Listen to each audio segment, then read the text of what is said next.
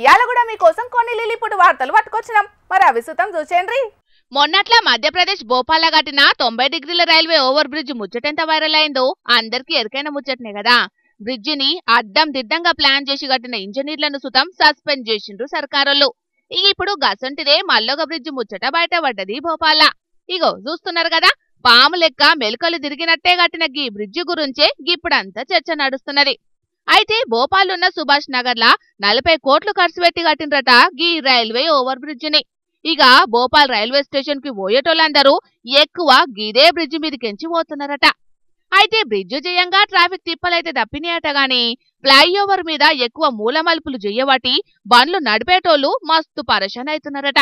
Bridge పాము లెక్క మెలకలు తిరిగి ఉండు చెయ్యబట్టి నిమిషాలనే మస్తుగా టర్నింగ్లు తిప్పాల్సి వస్తున్నది. ఎంత నిమ్మలంగా పోతున్నా టర్నింగ్ల కాడ కంట్రోల్ తప్పిపోయి యాక్సిడెంట్లు అవుతున్నాయి. ఈ బ్రిడ్జి మీద రాత్రిపూట పోవాలనంటే మస్తు గుబులైతున్నదని అనబట్టిండ్రు అటుకెంచి పోయేటోళ్ళందరూ.